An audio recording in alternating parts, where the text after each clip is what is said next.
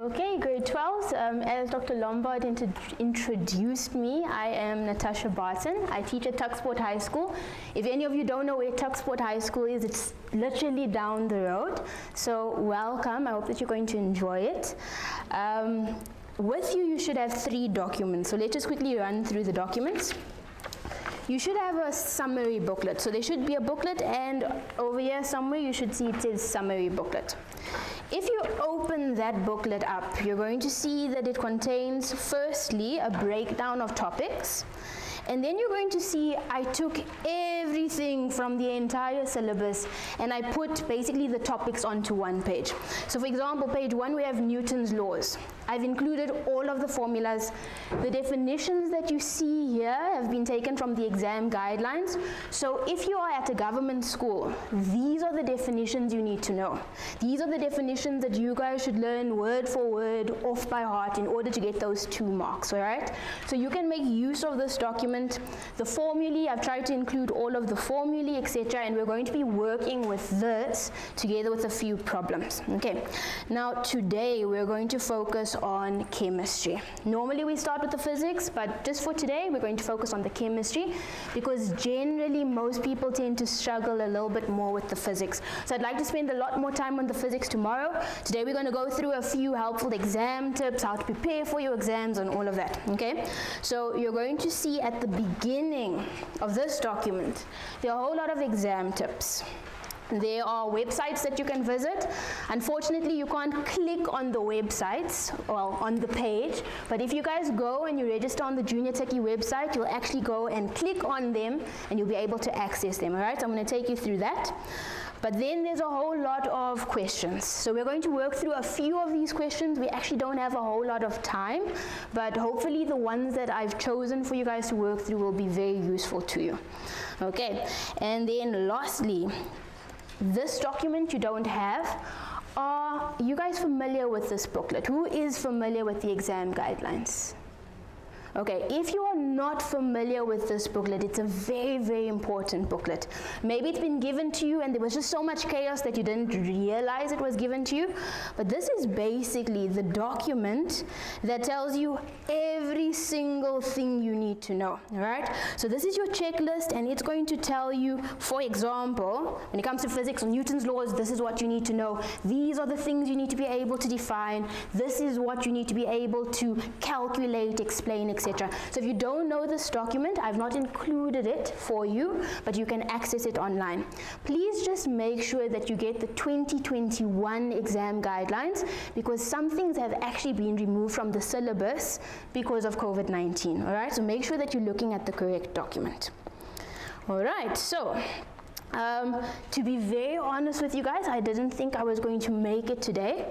Not because the end of term was so hectic, but our school had its matric farewell yesterday and it was very, very nice.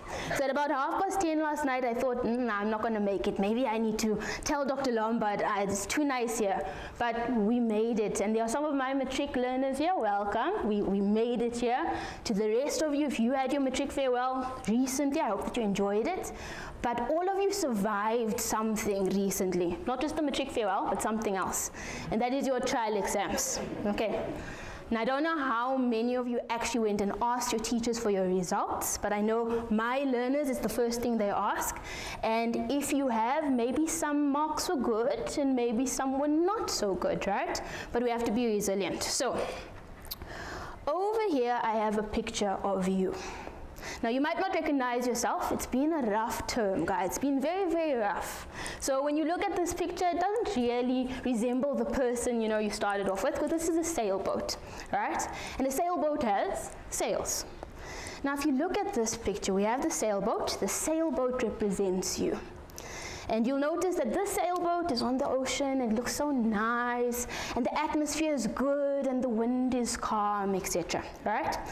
The surroundings is your life. The surroundings is what goes on around you that you have no control over. And as you guys know, some days in your life are very good. They're very nice. Like last night was very good. Okay, but some days are not so nice. So some days might look a bit like this, all right? We have the waves on the ocean, those transverse and longitudinal waves coming at you. We have electrons falling down from the sky. I'm talking about lightning, okay? The wind blows, and it blows very, very hard. But imagine you are that sailboat. Imagine you're someone on that sailboat. If the storm comes, are you just going to give up and say, it's over, just going to let it be? You can't do that. This is your life, right? So maybe your physical science exam wasn't so good. Maybe your math exam wasn't so good. Maybe it's another subject. But you guys can't give up at this point. You need to go on. Because whether it's a day like this or a day like that, the fact is you need to reach your destination. You can't stay on that sailboat forever. So what do? We change the set of the sails. And some of you might have heard this speech before. It was given by Jim Rohn, so I've stolen a bit of it, right? But when the wind blows differently, you don't just give up. If you're on the sailboat, you turn the sails so that you can still arrive at your destination. You with me, guys? All right, so you can't just give up when life becomes challenging, when, I don't know if you guys experience this, but when finances are bad, when friendships are bad, when relationships are bad, when school is bad. You can't just give up. You need to set the sails differently, because we all want to arrive at the same destination. That's a happy life. I believe no learner wants to do badly. I believe none of you want to fail. None of you make the decision, today I don't feel like math. I've decided I'm going to fail. No, you guys don't make that decision. Sometimes it's hard and you give up. But none of you want to fail, right? So I'm here to encourage you guys. When things are difficult, imagine that you are that sailboat on the ocean or wherever this water may be. And your goal is to arrive, right? And if you turn your sails, you'll be able to arrive where you need to go, right? It's the set of the sails. Now, the set of the sails is not what happens around you. It's not mom and dad behaving well, all right? It's not your brother or sister or your teacher or whoever behaving the way that you want them to. The set of the sails is what happens in here. It's your view of life. It's your view of your academics, all right? So we need to work on that, and the reason I've started off with this is because sometimes it's not about sitting down and doing physical science. That's not the trick. That's not the key that unlocks the door. Sometimes you guys just lack motivation, a bit of inspiration to get you through, okay? So Jim Rohn has a few quotes, and I've included these quotes in my slide, or well, this thing that I'm using. The first quote says, "The same wind blows on us all. The winds of disaster, opportunity, and change. Therefore, it is not the blowing of the wind, but the setting of the sails that will determine our direction in life." All of you have one goal. That goal is to do well, I'm hoping, in physical science, right? The reason why some people arrive and others don't is not just the intelligence. I know a lot of you think intelligence is this big thing that you have to have, that you're born with, right? But most of the time it's just a whole lot of hard work and the right attitude, okay? So if you would like to arrive, understand the wind's blowing on all of you. All of you are going to write the same exam, okay? But the difference in where you're going to arrive is the set of your sails. And then he also says, if you want to have more, you have to become more. For things to change, you have to change. For things to get better, you have to become better, okay? If you improve, everything will improve for you. Now, Jim Rohn was big on money, so I'm not going to read the rest of the quote. A lot of you were told that you're born a certain way, okay? You were told that some people are confident, others are not. Some people are smart, others are not. But guys, none of you are trees. If you don't like where you are, you can move. None of you are rocks. If you want better marks, you can study harder and you can get more, all right? So please, if you guys want to, aim higher so that you can achieve more. So now we're going to get into the exam tips. So if you open up, where is the document? This one over here. So you're going to see the one that says chemistry booklet. If you can all just open up that booklet. We're now going to go through a few general tips, not necessarily specific to physical science. You guys can use it for whatever subject, all right? But we're going to go through a few tips. Now I've titled this Steps to Success. Firstly, grade 12, it's very important that you understand you are the person that's in charge. If you want to do well, it's up to you. It's not up to your tutor. Your tutor's not going to be writing the test. It's not up to your teacher. You guys have to sit down and do the work in order to get the results. Okay, very important. You have to have a goal. If you don't have a goal, if you don't have a mark that you want to achieve, you're going to fall anyway. And if you fall anyway, you can't complain because you didn't set a goal for something else. Then guys, you have to focus on what you need to do, and I'm going to show you some of the things that you can do to reach your goal, and you have to plan for success. So firstly, we live in a world now that has a lot of resources, and I know that sometimes some of you become very overwhelmed by the number of resources available, but here are a few things that you can use. A lot of you say that you're not registered on the Junior Techie website. It's free. Please go to www.juniortechie.online and go and access the content. Do any of you struggle with acids and bases?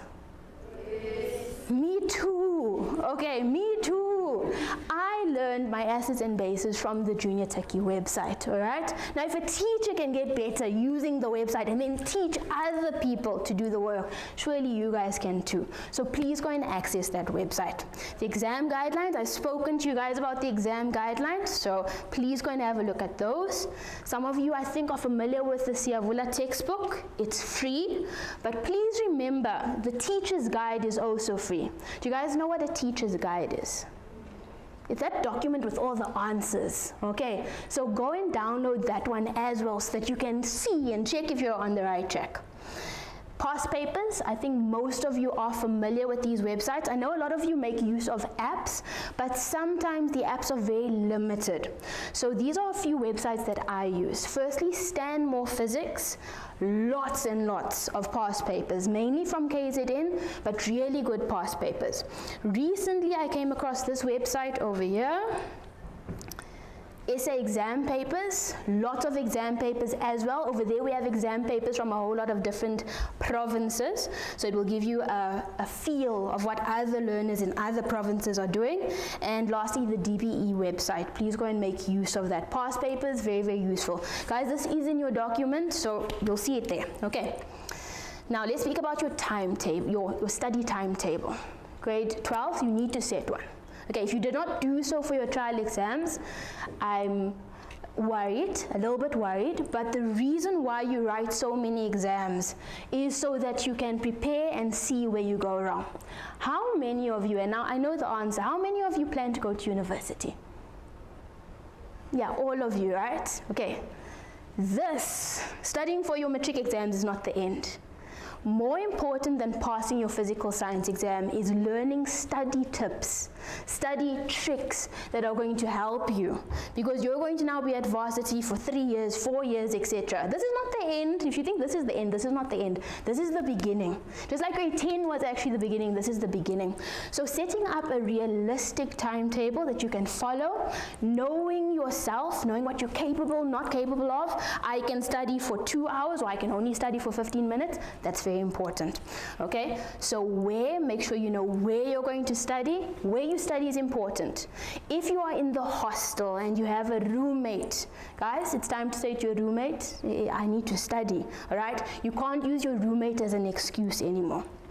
You need to decide when you're going to be studying.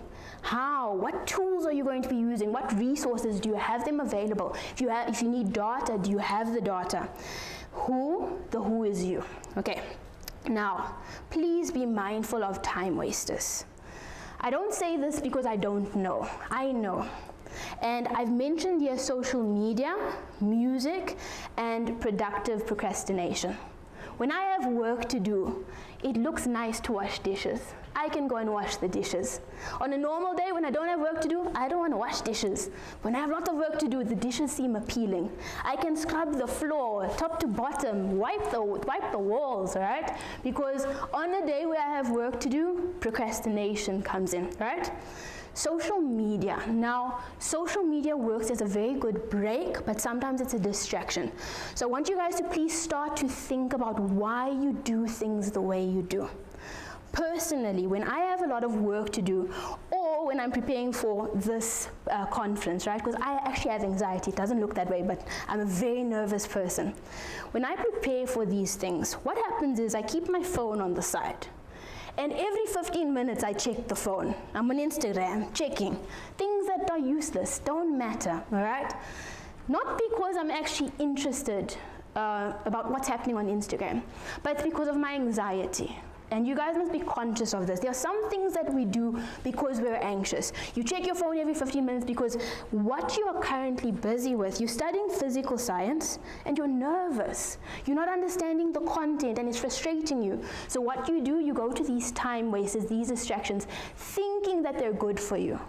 But if you're on Instagram, it doesn't get you closer to your goal. It doesn't get you closer to getting those marks. It doesn't make you understand your paper better. So this is what happens. Well, maybe it's TikTok, or maybe it's Facebook, any of them, right? What happens is, now you say, I'm not going to study right now because I am anxious, because I'm not in the right space. So you delay the study. But when you delay the study, you just make the anxiety worse. For that 15 minutes that you're on your phone, you feel better. But I'm telling you that when you're done, you're going to feel a lot worse because time has gone by and now I'm closer to my exam, all right? So please be mindful of time wasters. Now, when it comes to music, I've done quite a bit of research, not the best research in the world on music, because my sister and I, we have a 6-year age gap, 6.5-year age gap. That's almost 7 years. So when I was out of high school, she was getting into it. And I could not understand the concept of listening to music while studying. It just made no sense to me. But she said she needed to do it because when she does it, she understands better. I'm not saying you guys must not listen to music. I'm not saying that. All I want to say is that the studies show that music that does not contain lyrics is better. So check to see, are you actually listening to music because it makes your study better, or are you listening to music because you're trying to make your anxiety less, right? Please pay attention to how you feel. Pay attention to what you're thinking so that you can get closer to your goal and don't develop habits that are going to destroy your varsity life during second year. Okay, we don't want to do that. That's what's important. We're looking long term. We want to go to university, then in 2 years' time, what are my habits now doing that are going to affect me then? Okay? I have not researched this. I don't know if it works, but I know it worked for me. When I was in high school, I disliked physical science. Okay, it was my worst subject. Not in terms of marks, but I just did not like it. I decided to become a physical, not a physical science teacher. I decided to become a teacher right at the end of high school. I emailed the varsity, said, no, I don't want to study that anymore. Please let me go into education. Now, when I was in high school, I liked accounting and I liked mathematics. When I decided I wanted to be a teacher, I wanted to be a life science teacher. But then on the day that we had orientation at university, I ended up in the wrong lecture hall and became a physical science teacher. Okay, so if any of you sometimes sit and you think, why am I doing this? What am I going to use it for? Sometimes things happen in your life and suddenly you're standing in front of a whole lot of learners teaching physical science. So don't neglect things. But what I used to do, because I disliked physical science so much, I mean it, guys, I did not like it, especially the chemistry section. All right, what I used to do is, I used to change between subjects. So I would spend an hour studying physical science and maybe 30 minutes on life science because I liked it so much. An hour on physical science, 30 minutes on life science.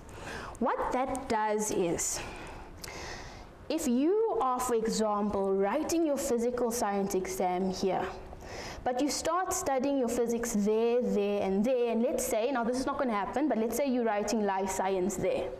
What happens is that you are studying physical science and life science at the same time. But you're also avoiding studying physical science too easily and forgetting it. So because you're interacting with the content regularly, you're able to remember it. Okay, so just to keep your emotions in check and to feel well, consider alternating between subjects you like and those you don't like so much. Those that are challenging and those that are not. Remember, to rest does not necessarily mean to sleep. It means to do something different from what you're currently doing. Okay. And then, something else that is very, very helpful, This really works. Like I said, when I have work to do, washing the dishes becomes very appealing. Now I need to go and feed the dog. Now I need to go and feed the cat, and I don't have a dog or cat, right? There's all these things that I now suddenly need to do. You take a piece of paper and you put it down next to you. All your brain wants is to be respected. That's it. When something comes to your mind, oh, I must check on this, don't go and do it. Write it down on the piece of paper. All that your brain wants is to be acknowledged. And as soon as you acknowledge it, the thoughts are going to go away. All right, so you write this down. Number one, you won't forget all of these important things you need to do, but it's not going to disturb the things that are a priority. Okay, then, another thing you guys can consider doing, are any of you familiar with the grayscale on your phones? Anybody? I see a nod. Okay, grayscale works. It works very, very well. I've had a big challenge. Firstly, Instagram, like I said, really like being on my phone. But secondly, I hated deleting my social media. Because you delete it and then you need data to download it again when you're done. And that's a bit of a problem, right? Because data is expensive. So on your phone, if you go under accessibility in settings, you can change your phone so that it's black and white. Your brain likes color, guys. Color is beautiful. If you guys go and try this, you will notice that your phone suddenly becomes frustrating. Instagram is not so appealing. It's not so pretty anymore. Go and try it, even if you just try it for a day. If you don't want to delete social media, but your phone disturbs you, go and try grayscale. It works very well. Okay. Now, let's speak about study methods that are very useful, specifically for physical science. I hope you all know that theory is 15% of each paper, so don't neglect your definitions, you need to learn them. But here's a tip that you guys can use. When learning your definitions, interact with them. You can't just read through them. If you don't interact with the content, your brain's not going to remember it. The reason why we remember trauma is because we interact with it so much. If you had a bad experience, the reason why at 12 o'clock at night you remember it is because you've interacted with it so much. So when it comes to these definitions, get a piece of paper, write down keywords, spend 30 minutes, plus minus 30 minutes writing down keywords, take a break.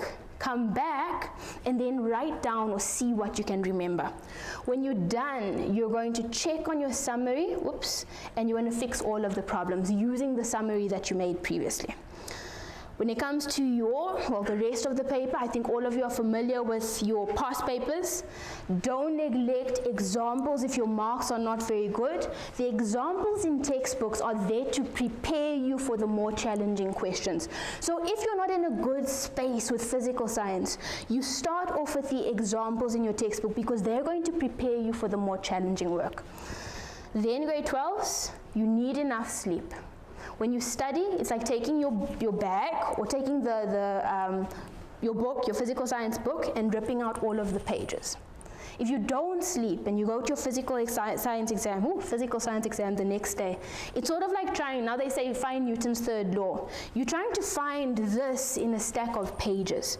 But when you sleep, your brain gets an opportunity to file everything nicely so that when you get into your exam, you know where to find it so that you can apply it. Please get enough sleep. It's very important. If ever you've gone into a physical science exam and you've blanked out, right? It's possibly because of this. Maybe you didn't study enough, but sometimes it's because you didn't get enough sleep. Then, I'm almost done with this part and I'll give you guys a bit of a break. You need to plan how you're going to answer your paper. Firstly, grade 12s, your teacher is not going to be marking your paper. So, if you are using, what are they called? Acronyms, right? If you're using short words, short notation that your teacher knows, the teacher who's marking does not necessarily know that. Please write out the full term so that you can get full marks, all right? You have 150 marks to answer in 180 minutes. Is this right? Yes, it is right. Okay, so easier, you have a maximum of 5 minutes for every 6 marks. Okay, check your time. On that note, when you are trying your past papers, time yourself so that you can see or make sure that you are writing fast enough. If reading time makes you nervous, you don't need to read. You need to get your anxiety in order because it is helpful. It gives you 10 minutes extra, but you don't have to read. multiple choice questions, you can leave it for last.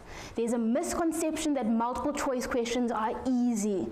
They're not easy, okay? They're not easy at all. There are a lot of challenging problems in multiple choice. If any of you are like on a 79 trying to get into 80, or if you are on an 80 trying to get into 90, multiple choice will actually help you, not necessarily to get those marks, but to determine where you're going wrong. Please try multiple choice questions. We often neglect it. Yes?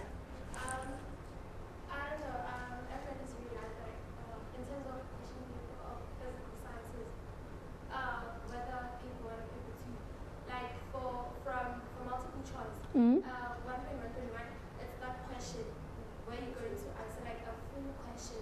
Okay. So if I try to like answer that question, let's say it's question 2 and doing organic. Yes. I try to answer that and go back to multiple choice. Would that like distract my mind, or is it going to be helpful for me to like continue doing other questions? I believe that your method can work. If it works for you, use it. All right. So do you all understand what she's saying?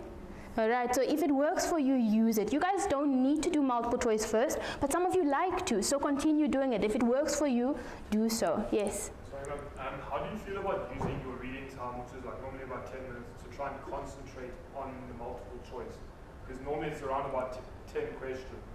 So instead of trying to rush through the entire paper, you literally sit and you try and figure out those multiple choice questions so that you don't waste time out of your 180 minutes. I think it's a brilliant question, a brilliant idea. That's what I used to do, so the rest of you, I think it's a good idea. If you don't like the rest of your paper, focus on the multiple choice section during the reading time, okay? But again, with the reading time, you guys don't need to answer it first. Thank you very much. Okay, lastly, or no, not lastly, we're almost there. Guys, bullet points or answering in bullet form. A lot of you answer in full paragraphs and you think you've written so much and it's so beautiful and I'm getting 100%, and then you get 0. Happens all the time. Write in bullet point form so that you can see what you're getting the marks for. You write a point and then you can look back and say, oh, okay, I wrote this down and that's where I'm getting my mark. On that note, pay attention to mentioning things like the independent variable, dependent variable, and controlled variable. How many of you are from Gauteng? Okay, so quite a lot of you. I'm sorry if this is going to traumatize you. Okay, there was a question. It looked like this. And I think it was pushing down. Was it pushing down or pulling up? Oh, see, you guys remember. Okay. So the question was like this. The blocks were made out of the same material, but there was an applied force on this block. They were on the same surface. And the question asked, I can't remember, but I remember it asked about friction, and it asked how the friction would be affected, or why the friction on this block is different from the friction on that block. When I read through my learner answers, all of them had the right idea, but none of them stated it in a way that could get them marks. So I'm sorry if I'm now going to traumatize you because maybe you don't have or didn't write down these answers, but I'm going to make you guys think about it for a bit. Firstly, let's think about controlled variable. What's controlled over here? The surfaces. What in your calculation, so we say friction, kinetic friction, is equal to your coefficient multiplied by the normal force, right? What is the surface area, or what in this formula is about the surface? Not surface area, the surface, sorry. Your coefficient. So what you guys had to mention firstly is your control. As a result of the surfaces being the same, our coefficient of kinetic friction is the same for both blocks. However, when you look at the two blocks, what is different? What are we changing? Independent variable. This block has a force on it. This one doesn't. This force is doing something to this guy.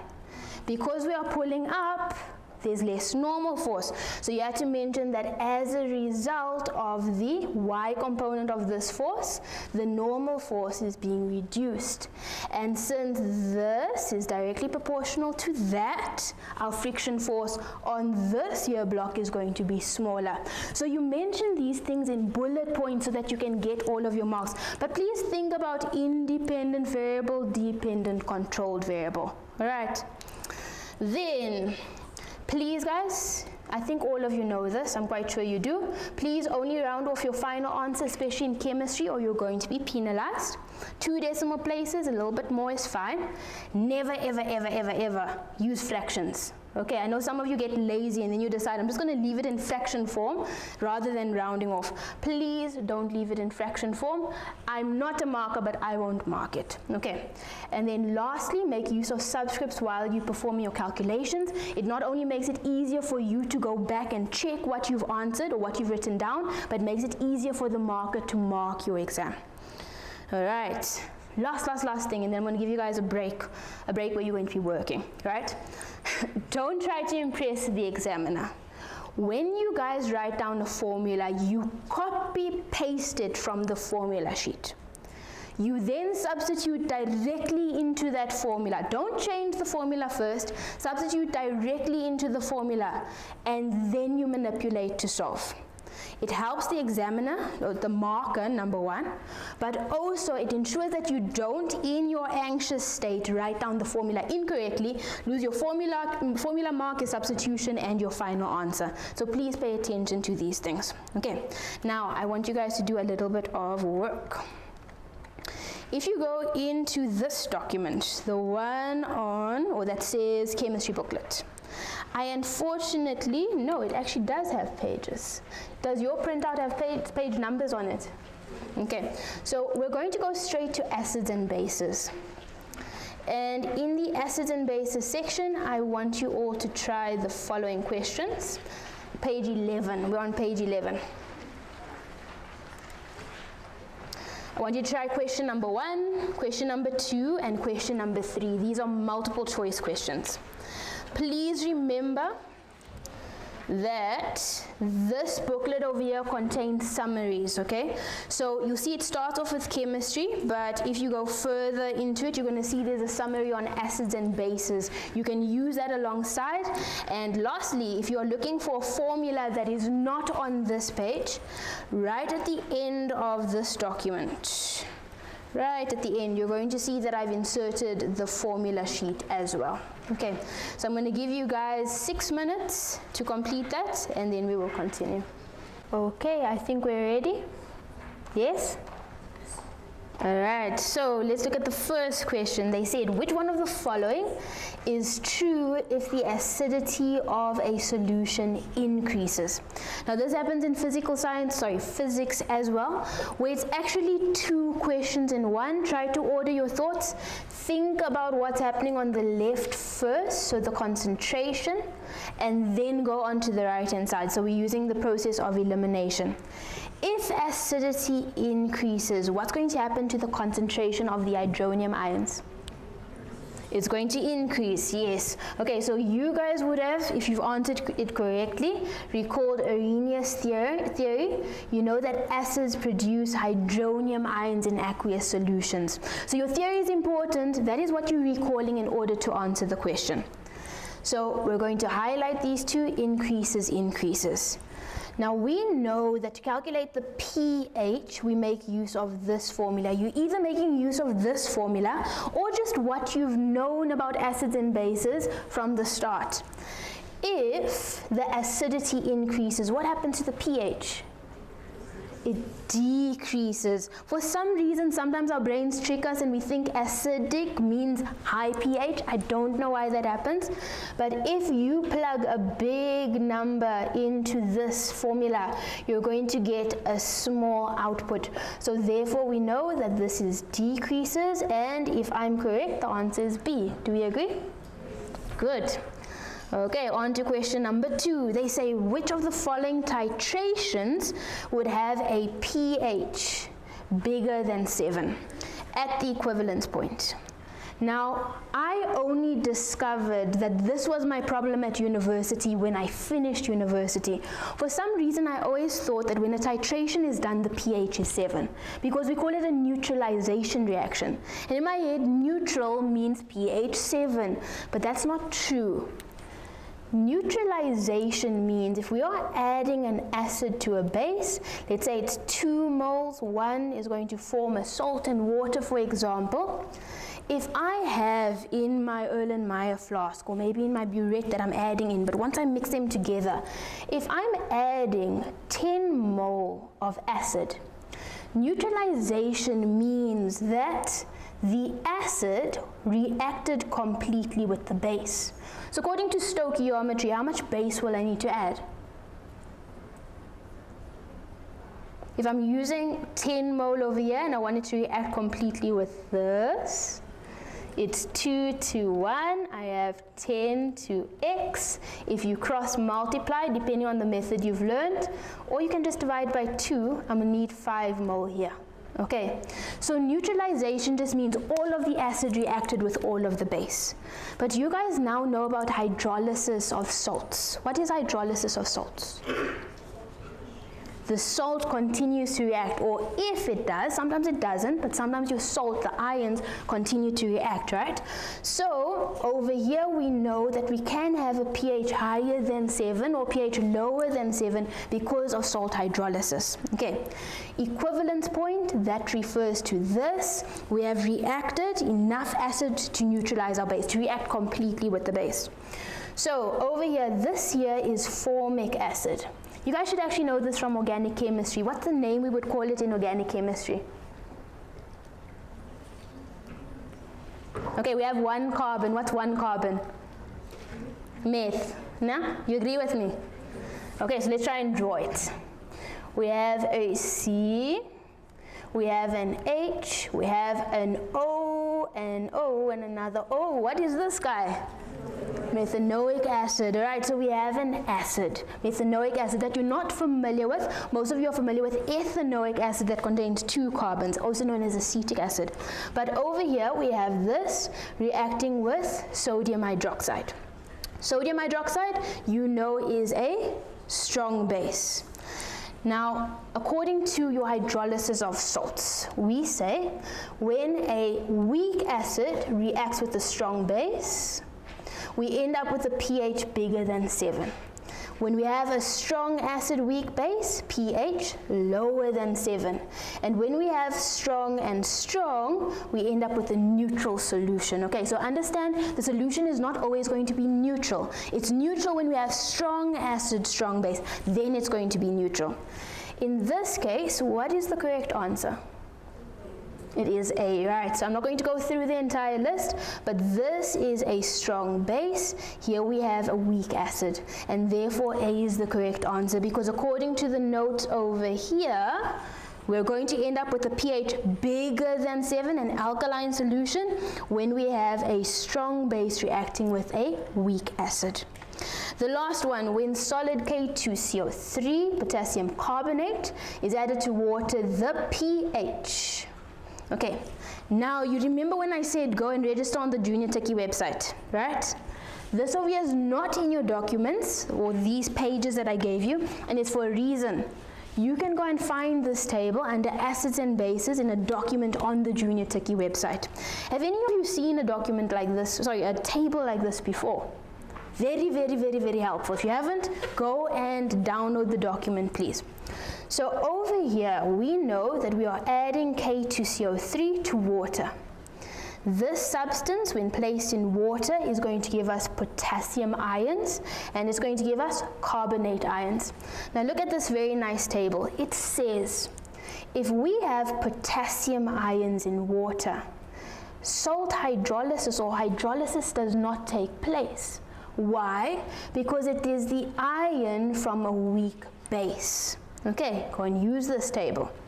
Over here it says carbonate will undergo hydrolysis, and reason is because it's the conjugated base or conjugate base of a weak acid, meaning that it in itself is strong. It is a strong base. So as a result of that, what do bases produce in water? Hydroxide ions or hydronium ions? Hydroxide ions. Okay, so if we have a whole lot of hydroxide ions, is the pH going to be high or low? High. Hydroxide ions, we have a base, right? So that means the correct answer is which one? See, yes, it becomes greater than 7 because of the carbonate ions. All right, this table, very, very useful. I never had one when I was in matric, but now you guys see it. Go and download off of the Junior Techie website.